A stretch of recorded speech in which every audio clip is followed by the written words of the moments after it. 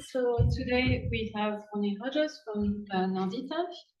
Ronnie did his PhD in Southampton with Andy O'Bannon before doing a postdoc in Utrecht and then joining Nordita as a Nordita Fellow and now with a Marie Curie grant.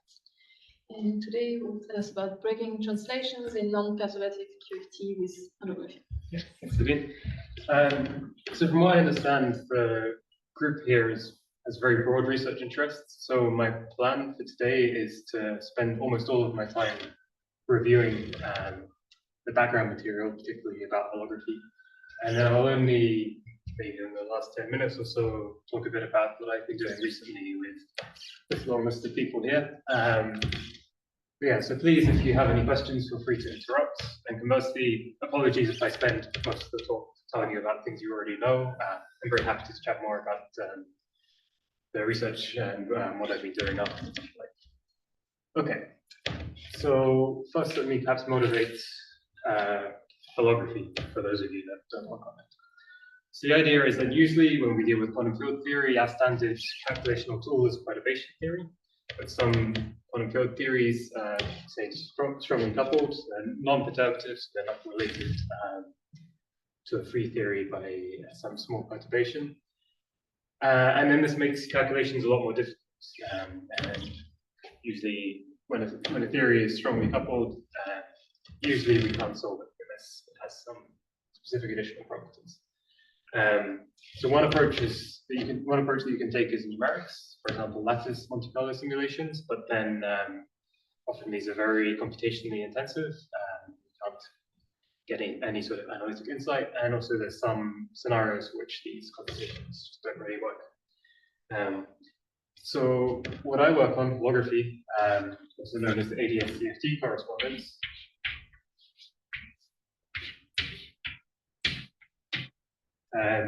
So it's an equivalence, a mathematical equivalence between certain strongly coupled QFTs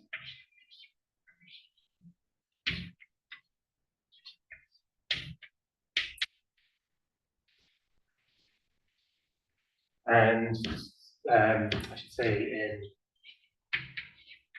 D dimensions.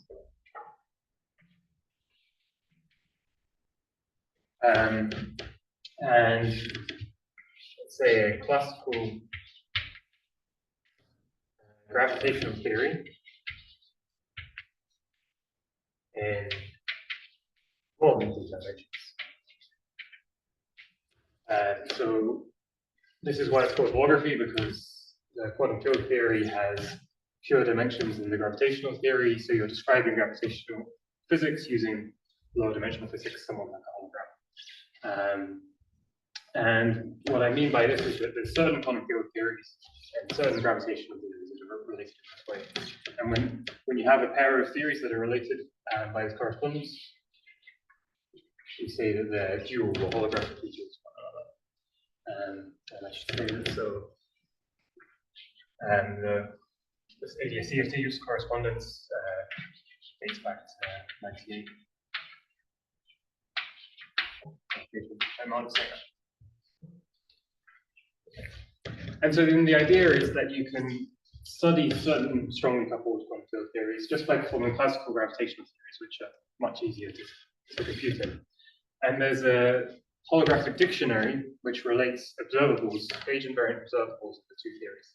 So you can do calculations on this side, use this dictionary, and make predictions for observables on this side. But I should be honest and admit that there's some caveats to that.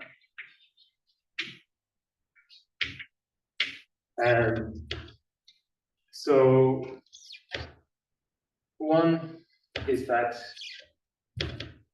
if you just hand me a QFT, or alternatively hand me a gravitational theory, I typically won't be able to tell you what its holographic dual is.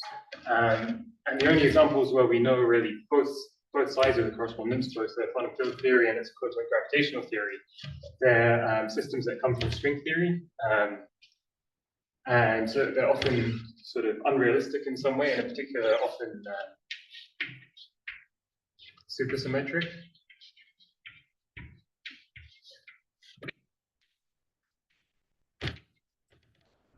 we haven't observed supersymmetry in our universe, so I would say this makes them unrealistic.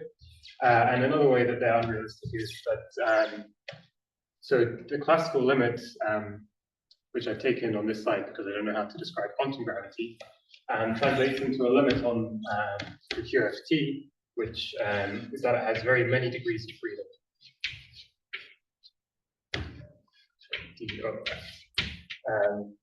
For example, often this quantum field theory will be a gauge theory, and the rank of the gauge group has to be large in this classical limit. And often we describe this as a large n limit. So, for example, if you want to try to describe QCD, which is in some sense the sort of paradigmatic strongly coupled quantum field theory that we're interested in particle physics, here n would be 3, which is not very large, so you might be somewhat limited in what quantitative progress. But modulo these caveats, ADS-CFT lets us write down classical gravitational models of strongly coupled quantum field theories, which we can at least use for maybe toy model building and to try to get some sort of analytic field for physics of strongly coupled quantum field. That's the motivation. And what I'm going to describe later on when I tell you about my research is an application of this where I'll write down a classical gravitational system in which I can find analytic solutions, and they describe a strongly coupled quantum field theory in which some translational invariance is broken. So that's hence the title. So then you might hope to use this, for example, for applications to condensed matter physics, where translational symmetry is broken by a lattice. Okay. And so yeah, my plan is to review the necessary background in ADS-CFT that you'll need to understand what I did, and then at the very end, tell you about my research. Okay, so to review this background, I'm going to need to talk a little bit about string theory, and in particular, some objects in string theory called D-branes. Because these are the sort of starting point of most of these known examples of ADS-CFT correspondence. Okay, so in string theory, you have strings, hence the name, which can be closed. They just closed loops, or they can be opened. They have endpoints. And if you have endpoints, then you need to impose boundary conditions at each end. And you could either impose Neumann boundary conditions, which is that the endpoints are free to move, or Dirichlet, which is that they're fixed. And you can choose to impose a combination of these boundary conditions. You can say that impose Neumann boundary conditions in some directions and Dirichlet boundary conditions in others. So, for example, I could draw, let me take my string here, and let me add some thick line here. So I could impose, for example, Neumann boundary conditions. Want to impose Neumann boundary conditions transverse to this thick line, along this thick line, and Dirichlet boundary conditions orthogonal. So what I'm saying is this endpoint, this string has to end somewhere on the thick line, hence the Dirichlet boundary conditions orthogonal to it. But the endpoint is allowed to move up and down on this thick line. And this thick line that I've drawn here, where you have sort of this surface on which you impose Dirichlet boundary conditions, that is what we call the D-brane. And the D stands for Dirichlet. And some notation. What is the dimension of the D-brane? Sorry? What is the dimension of the D-brane? So that depends on how many directions you decide you want to impose Dirichlet boundary conditions. And there's some notation for this, which I will use. So we use the notation dp brane for a p plus 1 dimensional.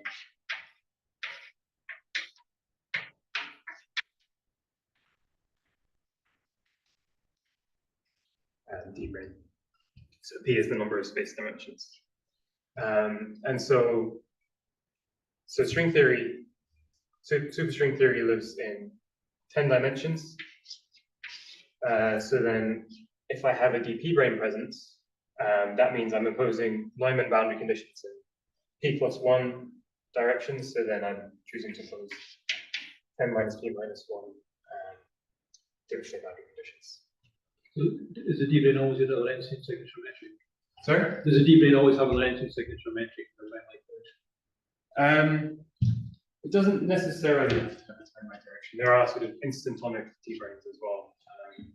And indeed, sometimes people talk about p minus 1 branes, which, yeah, exactly. So That's the theory real of one. was just like one sort of events. But what I'm going to talk about, the D-branes will always extend in time. So they're going to be more sort of familiar objects. May I ask you a not very scientific question? Yeah. What you're telling us, is that also historically how it happened? I mean, Yes. how did, well, the CNS started from string theory. Yes, exactly, yeah. So what I'm sort of aiming to review is sort of the logic that led to the first instance of this correspondence, let's say. And then since then, there's been many other examples of correspondences between certain quantum field theories and certain gravitational theories, but yeah, I'm mostly going to review the very like classic one. Okay.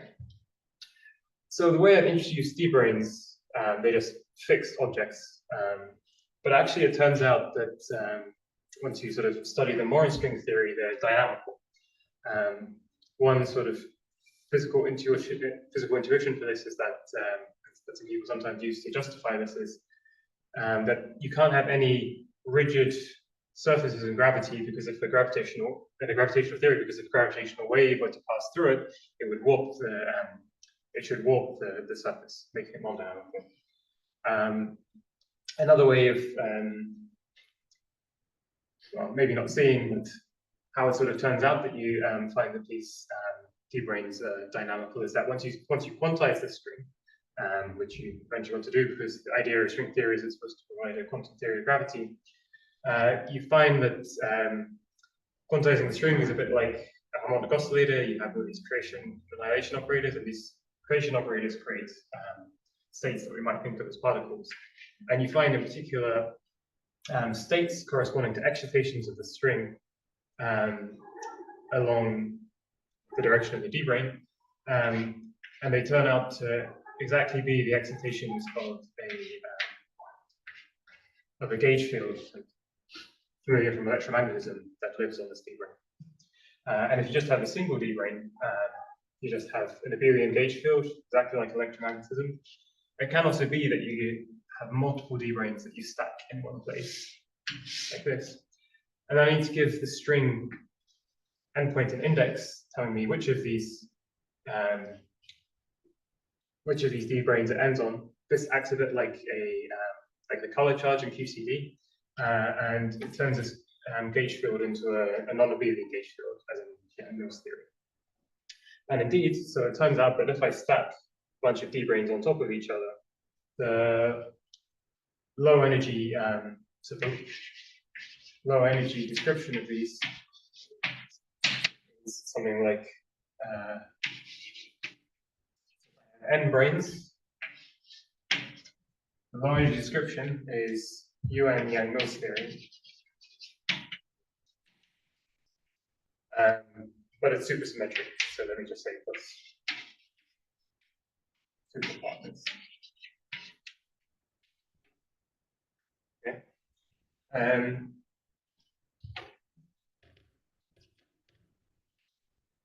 And all of these fields of this theory, so gauge fields. If you have a UN, gauge theory, for instance, then you have these gauge fields that live in the adjoint representation of UN, and the superpartners, since they're related to this gauge field by supersymmetry, they also live in the adjoint representation. And what happens is essentially that let me do another picture.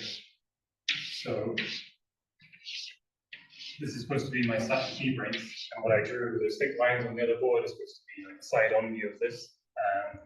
I have my n D-branes.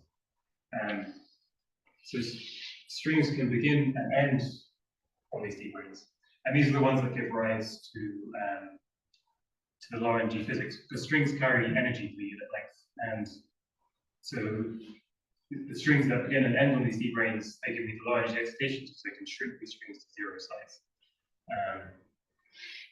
Would there be a difference between having many D branes stacked on top of each other versus being one D brane with a thickness? So D branes can't have thickness, but well, at least sort of classically. But the other thing that you can do, which I'll mention soon, is that you can have D branes stacked on top of each other plus some other D branes somewhere else, and then this kind of description which I'll get to. Okay, so I mentioned that this string endpoints carry an index, so which D brane they end on. And what essentially happens is then that this index transforms in either the fundamental representation of the unit or the anti-fundamental representation. So the strings have a orientation which distinguishes these two endpoints. And the fact that you get these adjoint degrees of freedom essentially come from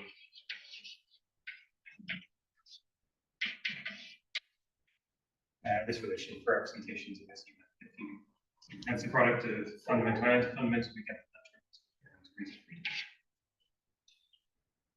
When the string starts from a brane and doesn't end on that brane, first of all, does it always have to, there's a boundary condition for the other end of it as well? And right. This is a very timely question for what I'm about to talk about. So indeed, so suppose I have a string that has one endpoint on the brane. So this endpoint has to do something. So one option might be that it sort of goes off to infinity.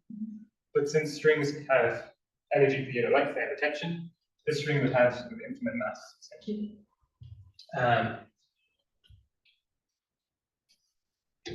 Another option would be that I impose just my own boundary conditions on this endpoint. But then so this tension would want to shrink the string down. What I could do is I could add some other D branes to my system. So let's say I add another stack of D branes. Like this. So let me add an F of them, and I'll explain the F in a moment. So now I have a string with one endpoint on my original stack of D branes. So that endpoint then just transforms into fundamental or anti-fundamental representation. And so the low energy description of this system is this gauge theory. Right. So supersymmetric Yang theory plus some fundamental representation matrices.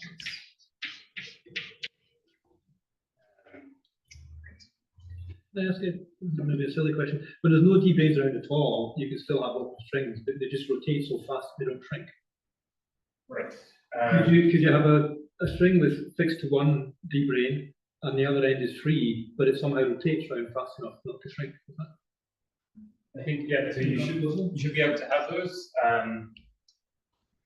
Let me think. Somehow these must be right.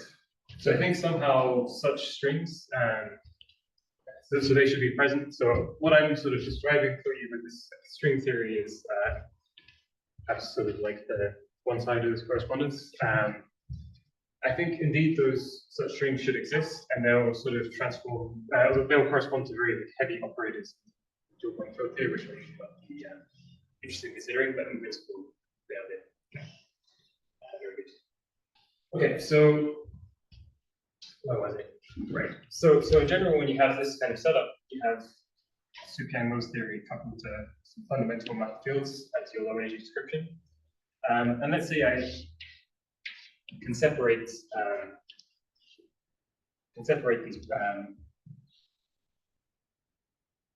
two D branes by some amount, let's call delta, the distance between them. So then delta is the minimum length of a string that stretches from one to the other. So then the minimum energy, the mass of such a string, is the tension of the string times delta. What do you mean by fundamental matter? So, right. Perhaps I'm getting ahead of myself for this, but So just like in QCD, you have quarks and they transform the fundamental representation of the gauge group. These strings, because they have one index, they transform the fundamental representation of the gauge group. So how is this one different from the this particle that is analogous to a string that starts from a D brane and ends on the same D brane? Right. So these strings. Right, so you have three different kinds of strings. Right?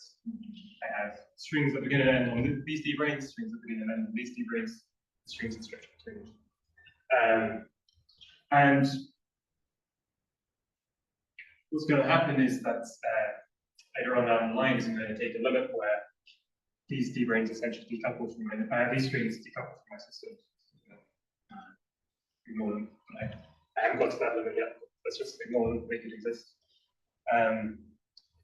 But the key thing is that I have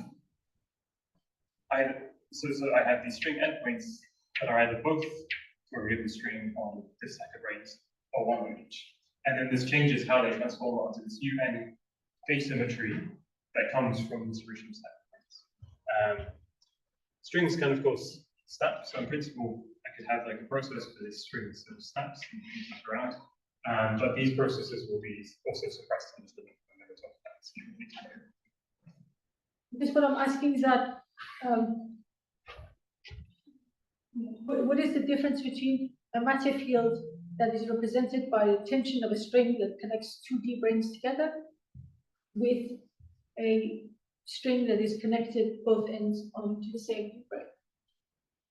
Are they both fundamental? No, so these ones are in the actual representation. Oh.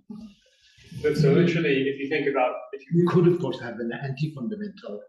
that's true, yes, yeah. So You wouldn't actually have. yeah, exactly. So there's like this orientation, and I get fundamental, anti-fundamental strings. In certain string theories, strings sort of point in a direction. The point is that there's another index that tells you what in F brane it lands on. I see. And it ranges over 1 to in F, Yes, yeah, and it transforms under that. Yeah, yes. You can exchange those. exactly. And this is why I called it an F, because this F is supposed to be the flame, and this UNF symmetry is a flame symmetry. So anyway, so the description of this the setup is something like superdynamics theory coupled to fundamental matter field with mass and string tension times the separation between. What exact theory I get here depends on, so these are, say, TP branes.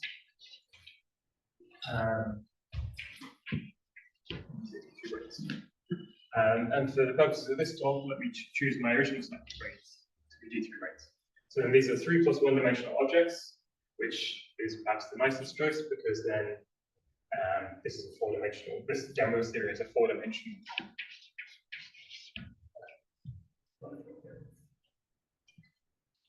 So where holography comes from is the fact that there's actually another way of describing the Loci physics of D branes.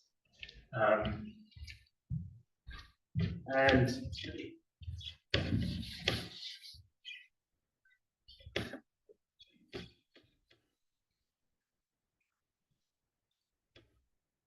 that is a gravitational description. So if you just take any string theory,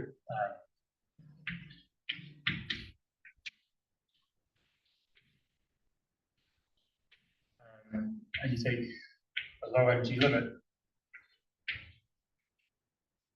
you'll find supergravity theory. So this is something like general relativity, but there's additional fields that give you some amount of supersymmetry. So something like superpartners of the metric, for example. And in particular, so there's different kinds of string theories. Just for completeness, I mentioned that everything I'm going to talk about is in a type of string theory called type 2B, and there's also a kind of supergravity called type 2B, and they're related. So there's this type 2b supergravity has a solution in which the metric looks like this. So it's a 10-dimensional theory, type 2b supergravity, and the 10-dimensional metric that we defined looks like this.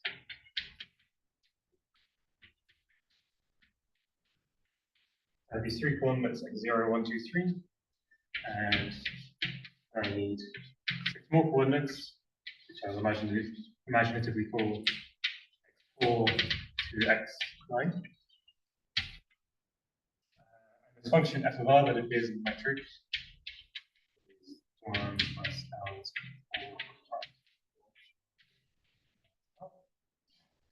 where r squared is just the sum of the squares of each of these 6 coordinates.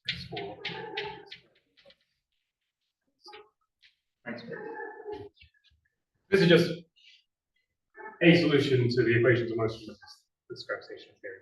There are also some other fields in this gravitational theory that are non-zero in the solution, but for us the important thing is the metric.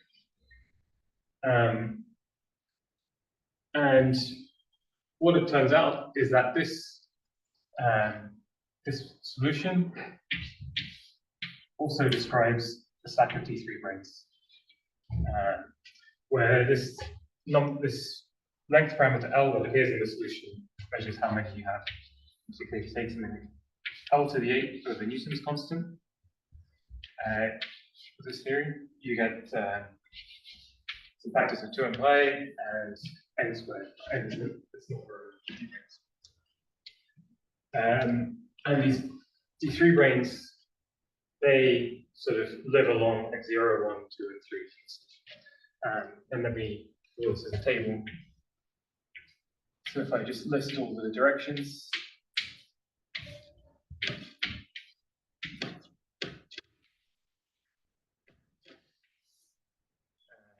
I have n D3 branes with 4-dimensional objects, 3 plus 1-dimensional objects that goes along x0, 1, 2, and 3. So I'll denote that by putting crosses in these directions. This will be useful to keep track of things later on. Okay. So now, and these D3 branes, they live at r equals 0. So I can sort of zoom in on them by taking what's called the near horizon limit,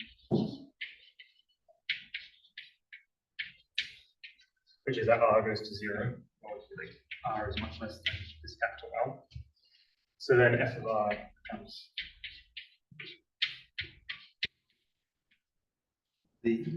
the n comes from Gauss law. yes, exactly. Yes. So this is actually how you know that this counts number of D3 branes. So one of the fields in this in the supergravity theory is kind of like a gauge field under which these D3 branes are charged, and if you use Gauss's law, you find that and this gauge field is non-zero in the solution. If you use Gauss's law, you find that the amount of charge in the solution is n. Okay, so in this limit, this metric, if I change coordinates slightly to use this r as one of my coordinates, becomes this.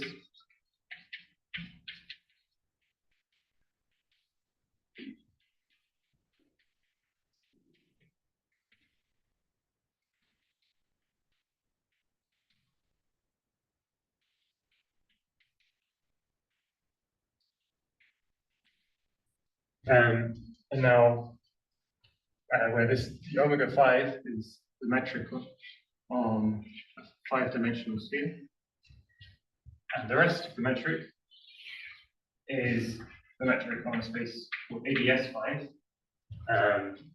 This is space-time with 5-dimensional space-time with constant negative curvature, or if you like, it's a solution that you get of the 5-dimensional Einstein equations with no matter fields and a negative cosmological. So this ADS CFT conjecture arose from the conjecture that these are two equivalent descriptions of D3 brane physics. So one is the supergravity theory with this metric, and the other is supersymmetric Yang-Mills theory.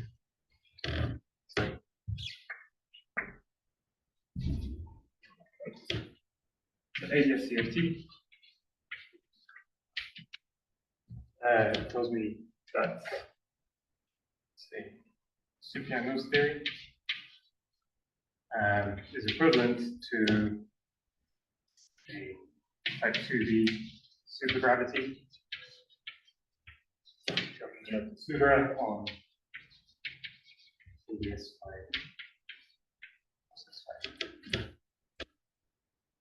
okay. And now, if I also want to add some additional matter fields to this theory, like we discussed here, you add D branes, and it turns out this sort of works as well. So, Yang-Mills theory plus matter is equivalent to supergravity on ADS 5 with some additional D branes. And I'll talk more about how you add these D branes later on. But first, let me maybe explain what I mean by this equivalence between a quantum field theory and gravitational theory.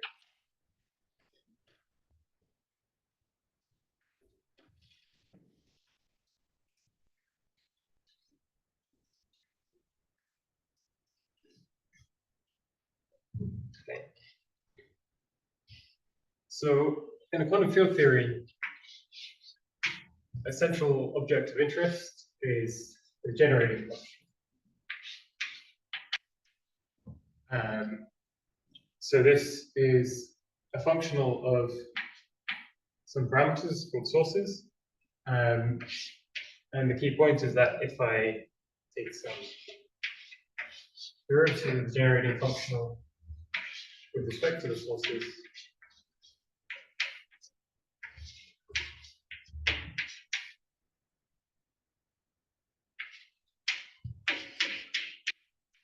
this exactly gives me correlation functions of the operators in my theory. So a given quantum field theory has some number of operators. I have a source for each operator, and by differentiating with respect to the sources, I can get the correlation functions of those. And these are the observables of this quantum field theory. So this, in a sense, once you know the generating functional, you know the quantum field theory. And what this equivalence is it's an equality between generating functionals. It tells me that the quantum field theory generating functional of this quantum field theory is equal to the generating functional of gravitational theory, which in a classical limit, the generating functional is just exponential of the action.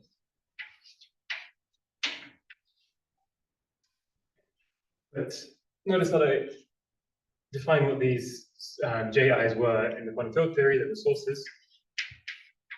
What are they in the gravitational theory? So for every operator in the QFT,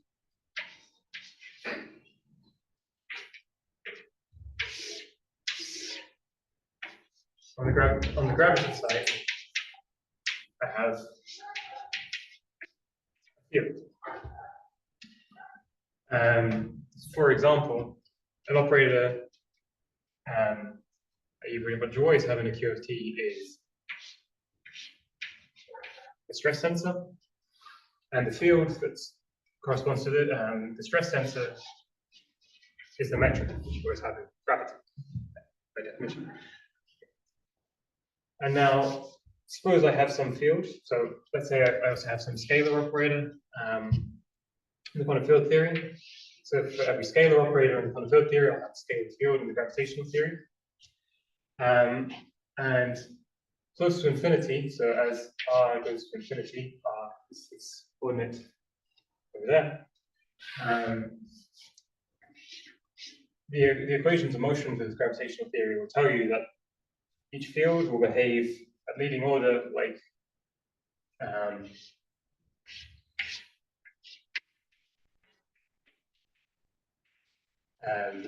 some function which is unspecified, but then some definite power of r.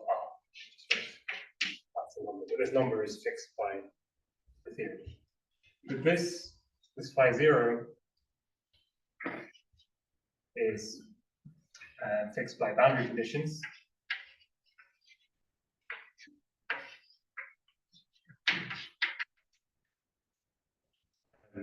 So you get to choose what this phi 0 is. But then the action, so this action is supposed to be evaluated on a solution to the equation of motion. And that solution will depend on the boundary conditions. So this action will depend on what you choose for phi 0 and what boundary conditions you set for your gravitational theory. And then the identification as part of the ADS-CFT correspondence is that this source Ji is equal to the boundary condition for the corresponding field. How are you going to take into account that you put the constraint that R is much, much less than L? Right, so once you've taken this near horizon limit, you just forget about it. If you prefer, you can just make use of the fact that this by itself is a solution of type 2b supergravity. You don't have to reach it as a. I think that's a bit better. Yeah. So the reason why I started from this is that this is really the solution that corresponds to a bunch of T3 rings. When I make this identification on both sides, I'm actually so the idea is that I'm trying to identify two different descriptions of low energy physics, but on both sides I actually have additional degrees of freedom that I'm throwing away because I have on this side the degrees of gravitational degrees of freedom that's bigger than L, and on this side I have also reached both strings that are propagating far away. I'm throwing both of them away, and that's what the near horizon limit. Yeah. Okay, I see why. Right. So I make this identification between boundary conditions in the gravitational theory and sources in the quantum field theory, and then this sort of sets up everything, right? I can evaluate the action of the gravitational theory as a function of its boundary conditions, differentiate with respect to those boundary conditions, and obtain correlation functions in the quantum field theory. And then this is the heart of how you can use ADS-CFT. Okay. So does it not really require that you take into infinity first? Well, before you, I mean, is that not really what you need to do? There's different versions of the conjecture, and I guess it depends how much you believe it. So there is a version of the conjecture which is that that this is true for any n, and I should mention also any gauge coupling of the field theory. And now, if you do that, then you should have not just supergravity but string theory, but like quantum string theory. Now, I don't know how to do quantum string theory on ADS 5 process 5. So what I'm going to do is I'm going to take classical limits, which should correspond to 1 over n, to n goes to infinity. Yeah, exactly. So that turns out to then send n goes to infinity. But if I do this, I also have like whole towers of stringy corrections to supergravity, like classical string corrections, which I also want to get rid of. So I take the supergravity limits. And in that limit, that corresponds to sending the combination G squared. So, and this is the strong coupling. This is sort of the effective coupling constant theory. And then whether you believe ADS-CFT is true for any n or any g, or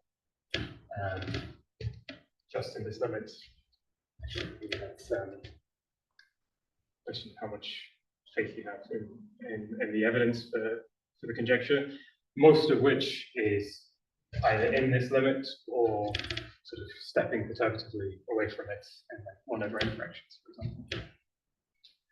Okay. So now let me quickly give you an explicit example of how this works for this particular theory that I'm interested in, which is this superangles theory coupled to matter. So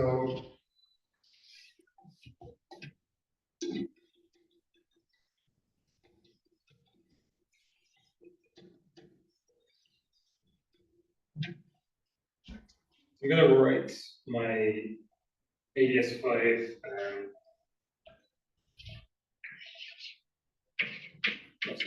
geometry in a slightly different form.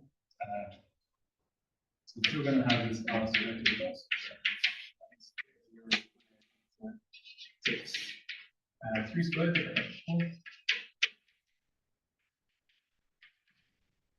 But now I'm going to make a coordinate transformation on this part of the metric.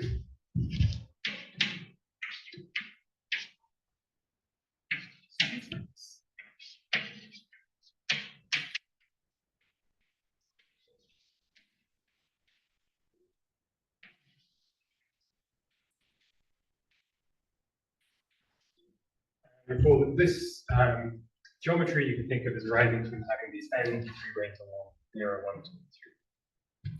But now I want to add some more d-branes. And it turns out to be nice to add d7 branes, so 7 plus 1 dimensional objects. And I'm going to place them along the same directions as the d3 branes. And then in the orthogonal directions, so let me call rows x4, and in these 3 directions of this 3 sphere, sorry, this is the metric on 3 sphere. And I'll place the 7 branes along those directions as well. So then I have these 2 directions, x and x line, that are orthogonal to both. So those are the directions on which I can separate the 3 branes and 7 branes. If I draw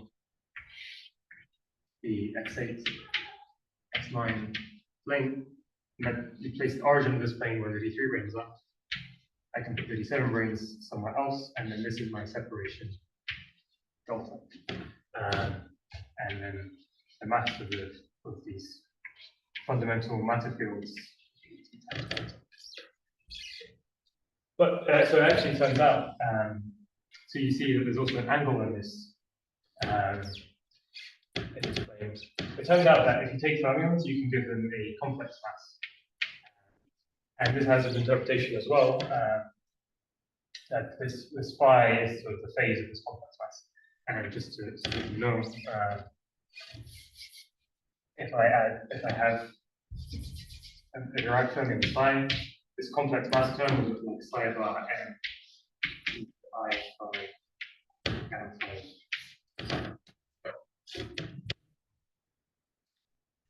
So I want to take my geometry that I wrote there and add these to 7 branes. And the way that I do this is I just need to solve the equations of motion for these 7 branes that are in this geometry. So these equations of motion follow from the action.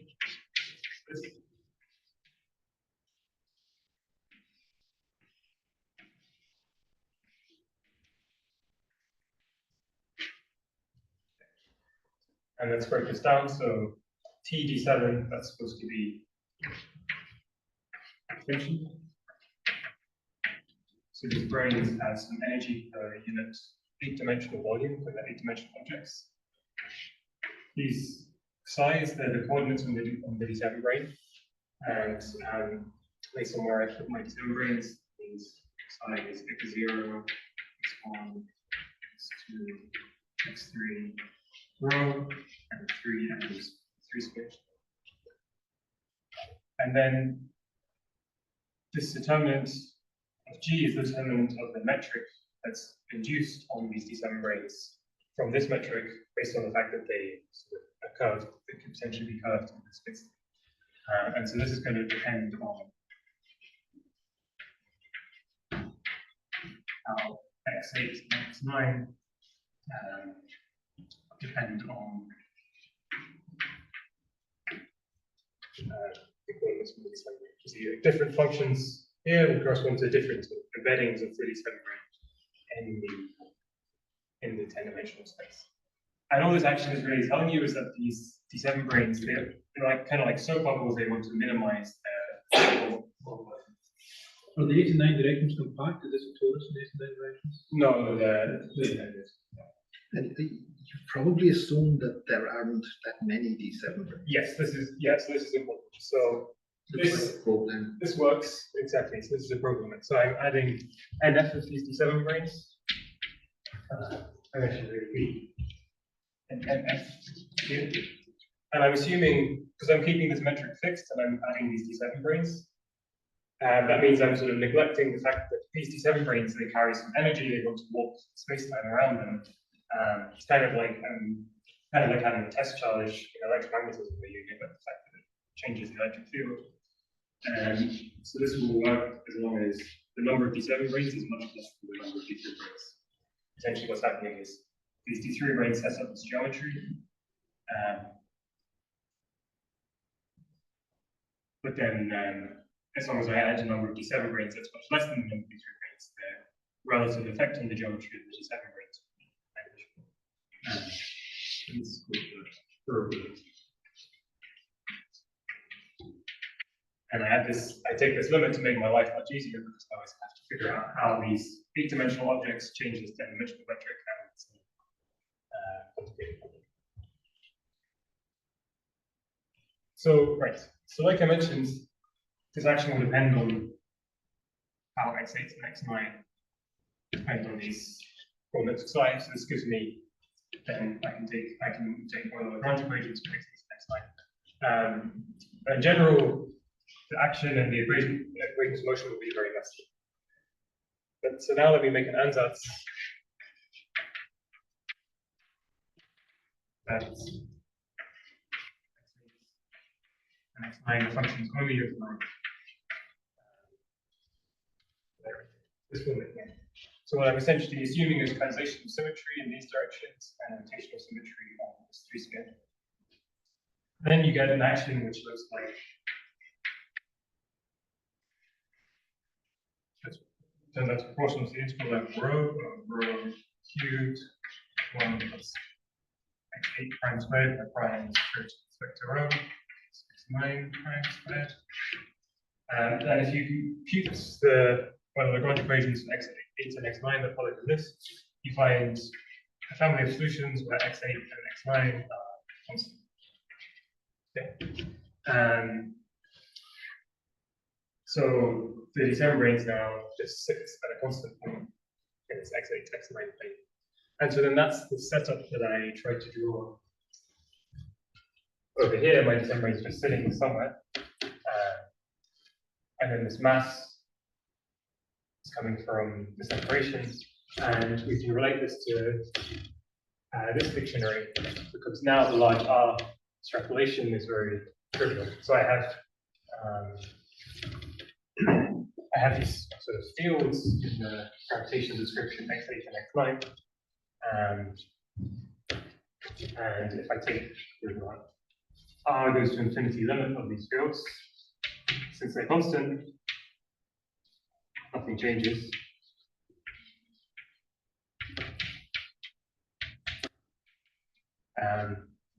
But this limit should give me the source, some operator, in this case the mass, and the mass over the string dimension. And then if I were to compute so the derivative of the partition function with respect to the generating function with respect to this mass, this would give me the operator of the mass. So it gives me like the expectation value of psi bar psi until the mass looks like there. Which in this case I would find, turns out you find 0. This is just one example of a very simple example, comparatively simple example. Okay, so now we step up 5 minutes left or something. Okay. Okay. So now let me quickly describe some of the work I've been doing.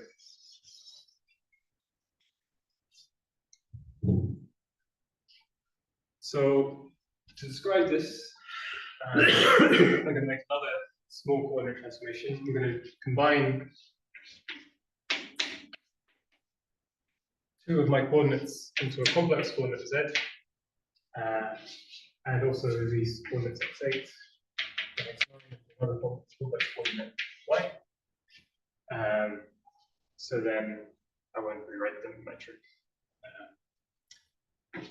In full, it's just tx2 squared plus tx3 squared. Where the bar is complex conjugate of z. X8 squared plus tx9 squared will be dy bar. And so similar to before, I want to make an ansatz for x8 and x9, which now becomes an ansatz for y. And let me make the following ansatz, that y is a function only of z bar. So it turns out that the equations of motion that you derive from this action for y and y bar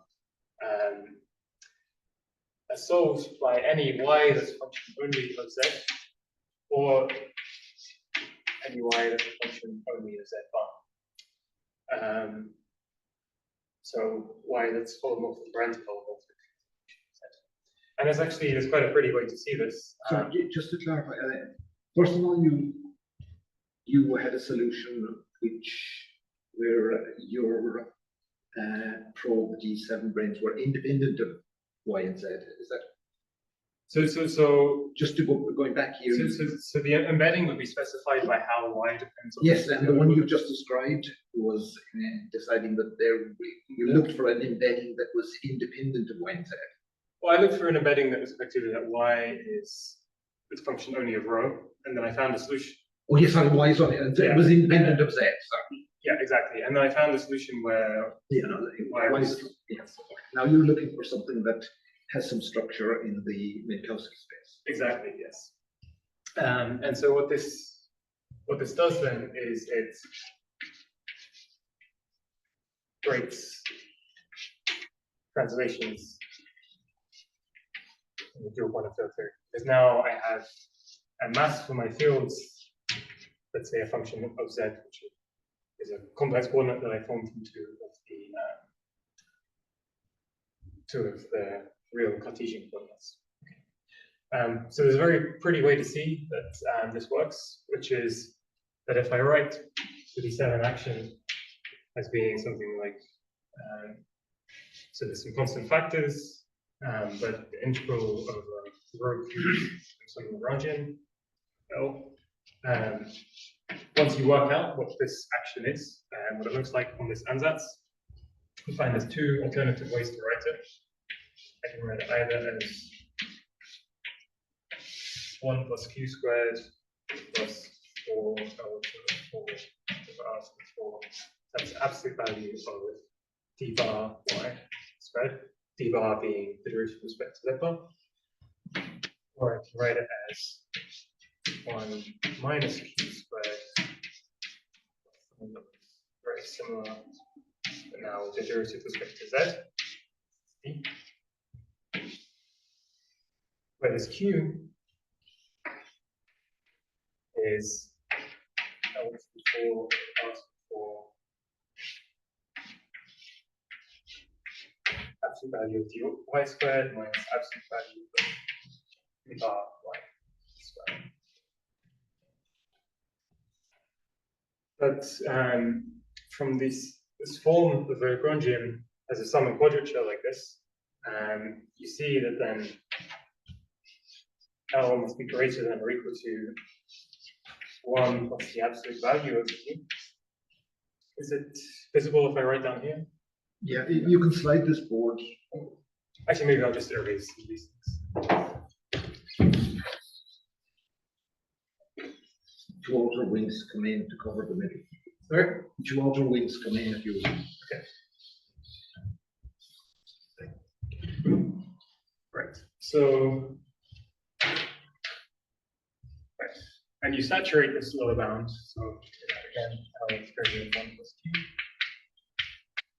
And we saturate it either L is equal to 1 plus Q when Y is a function over Z, or L is equal to 1 minus Q when Y is a function over Z.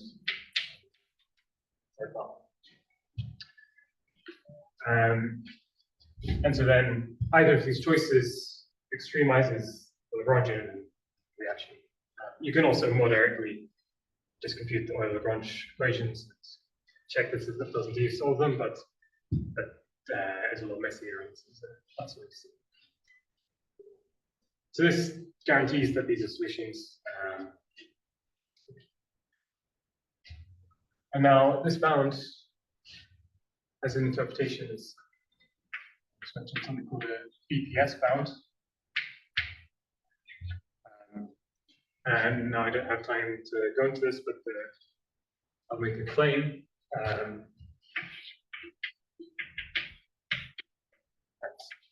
Because these solutions that you find saturate this BPS bound,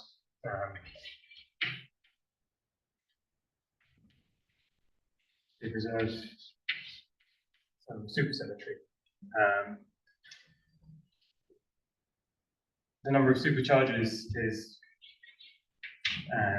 the same as what you would find for n equals 1 in 4D, but it's not quite four-dimensional n equals 1 supersymmetry because some of the supercharges in four-dimensional n equals 1 supersymmetry should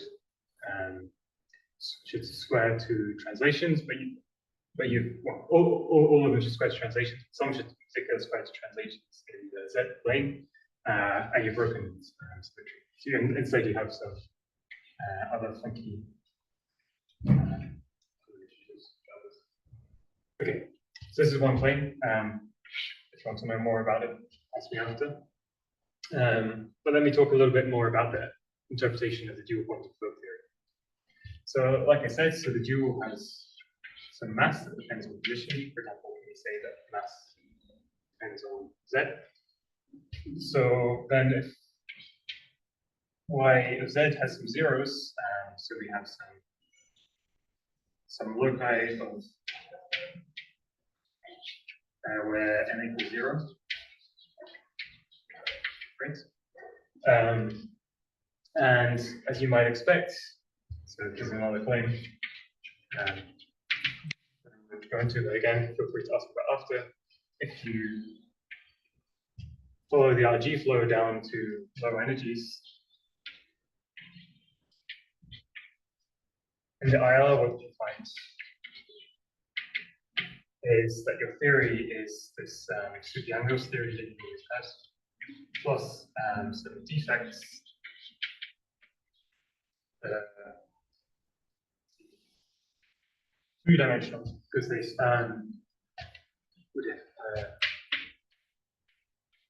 span these two directions. The 2D defects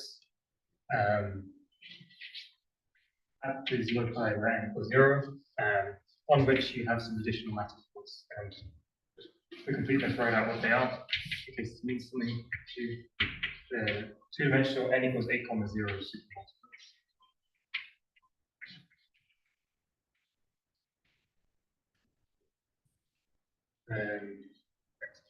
And the way we sort of ultimately know this is that we can sort of study this by G-flow holographically, and what we find at low energies is a system that was studied in Royston in 2008, where they showed that the system was dual to these. So I think that's all I've got time for. So let me just give you some outlook for what we're sort of working on now and trying to understand better.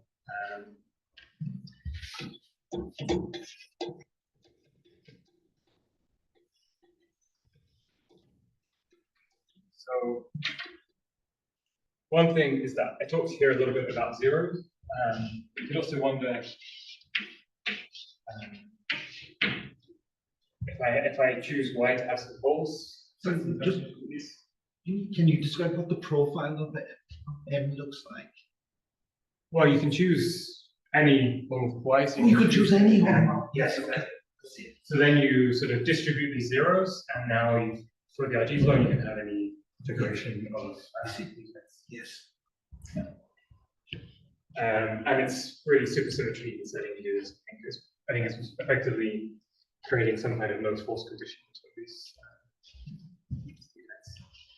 Okay, so yeah, so you can also imagine choosing Y to have poles, but we're not completely sure what the interpretation is. I mean, what we do know is that then this would then correspond to a point where the mass of these additional mass fields that we have diverges, but on the gravitational side, we're not sure if you need to add some additional branes or something to avoid singularities. If you have a pole there, then you're going to get the delta function when you differentiate.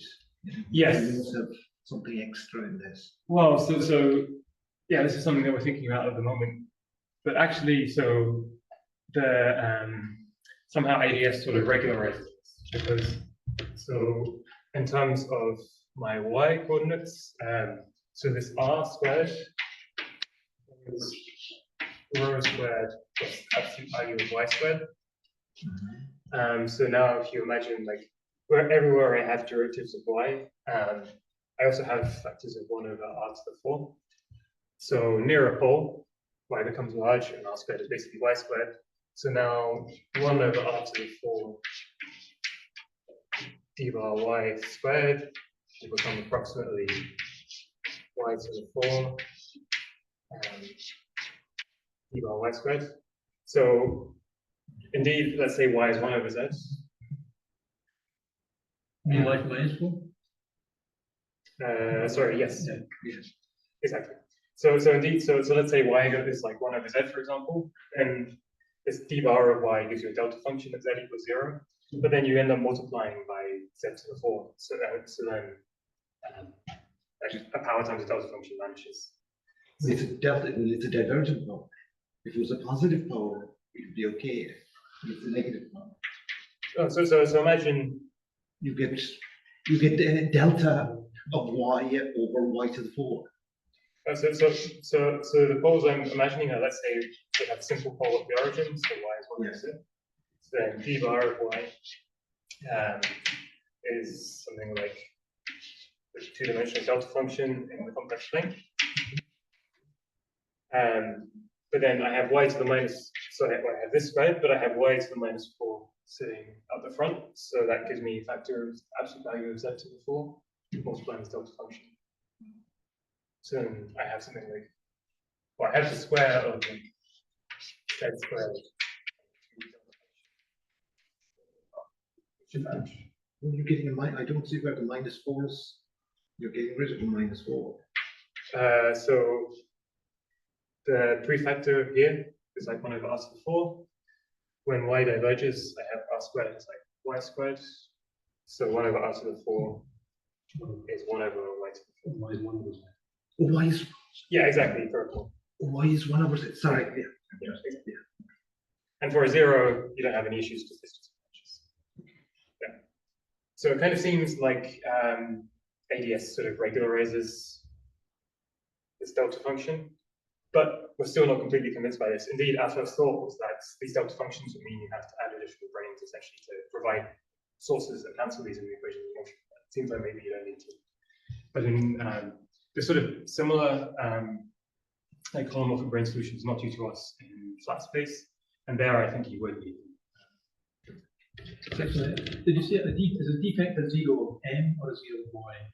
So defects are at zeros of M, which is proportional to Y. So it's zeros of Y. So then put up poles as well. They're not.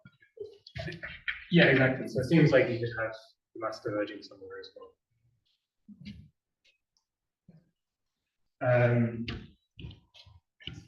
Another question is, are there other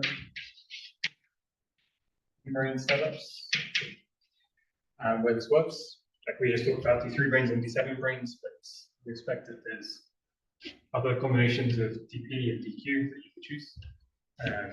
We need to find them.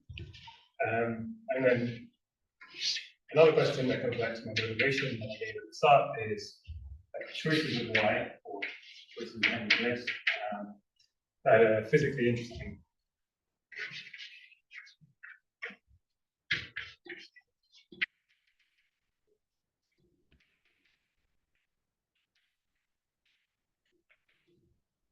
For example, maybe naively you'd like to build a lattice or something.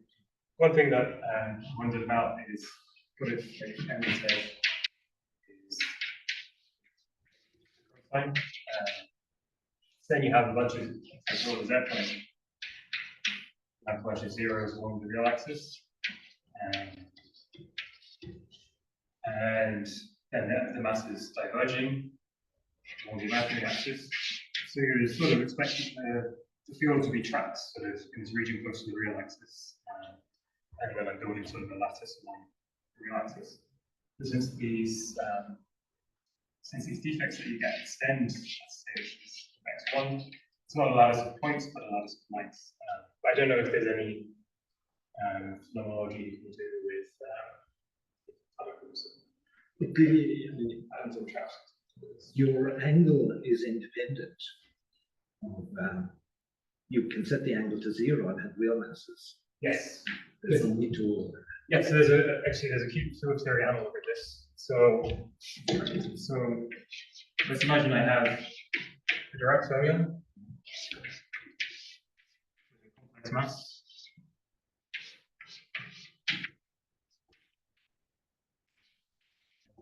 Okay. And now let's imagine phi is constant, and I can define a new fermion psi, which is e to the I gamma phi over 2 times psi, so that's just the axial rotation. And now my Lagrangian is psi bar I slash minus. So I can rotate the complex phase away. And that's just the analog of then if the angle is just a constant in the x8, x5 plane, I can just rotate the axis and set the angle to 0. But let's imagine that phi is not constant, but rather depends on position, as I have when n is not a non-trivial function of z. Then, when I do this transformation, I pick up an extra piece from the derivative here acting on the phase. It looks like this. So d mu phi over 2 times gamma mu gamma 5. So, and this, since the axial current in d5 is b½ psi bar gamma mu gamma 5 psi. This looks exactly like the coupling of this fermion to an axial gauge field, d mu phi. So it looks pure gauge, except at singularities of phi. And actually, if you work out what this axial gauge field is, so this homomorphic M looks like this.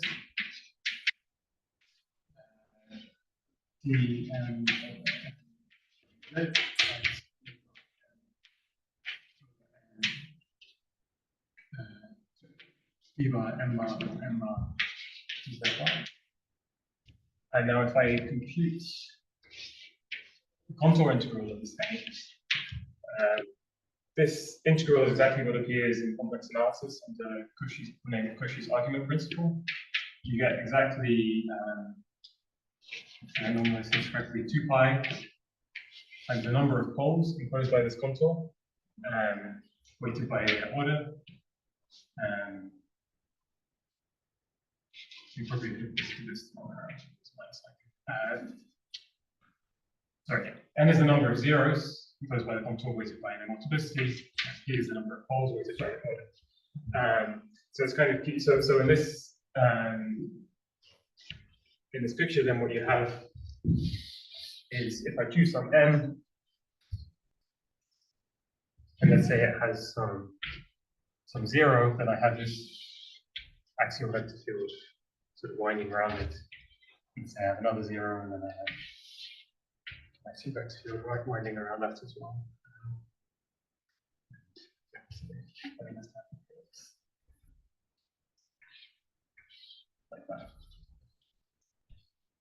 if you have holes, then the light will just circulate the other way around. I'm not sure if it's a physically interesting fact about the setup, but it's at least been wiki. Yeah, so that was everything that I wanted to talk about. Questions?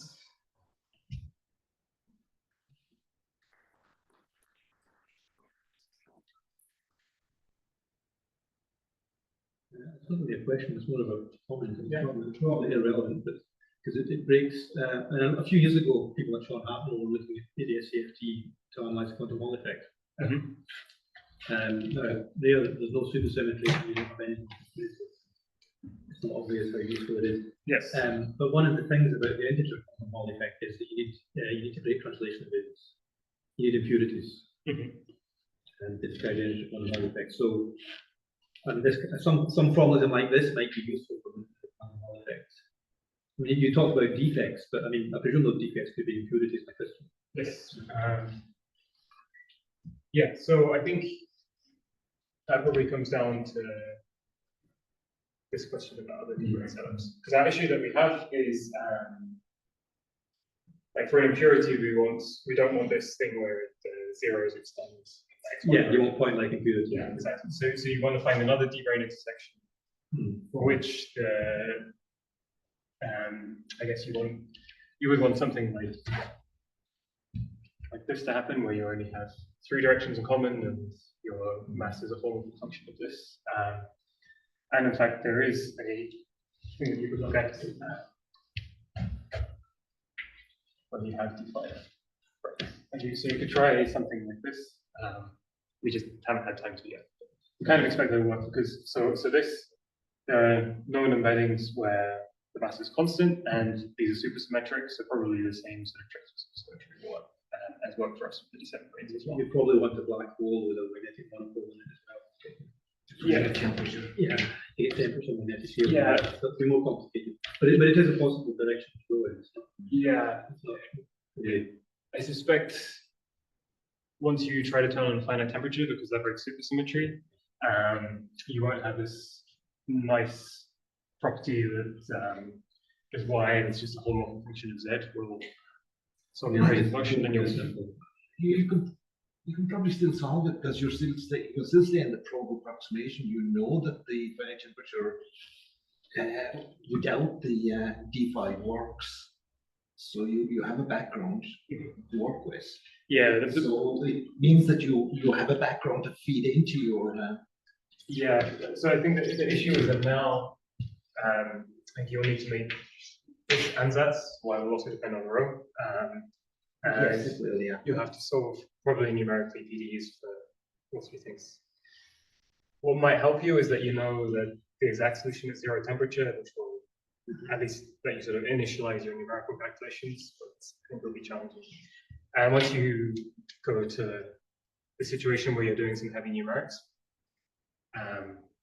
you're sort of losing the benefits that supersymmetry has provided you with, and probably the simpler scenarios that are like you can move away from string theory and go to what we call bottom-up holographic approaches, where you just specify gravitational theory without really knowing what the dual field theory is. But then in doing so, you have more freedom because you can add some parameters to your gravitational theory, which you can try to use to sort of phenomenologically model whatever you're interested in, and that might be more fruitful. Then at least that's kind of people oriented. And that will be predicated on RJN as well. Yes, yeah.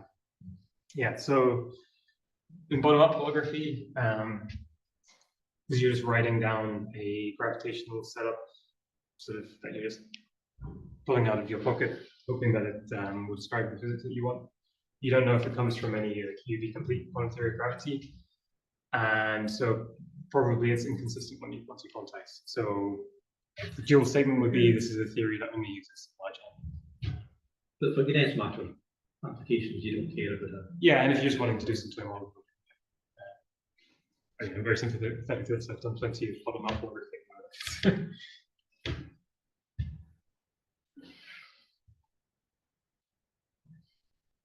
Any questions? Yes. Thank you very much.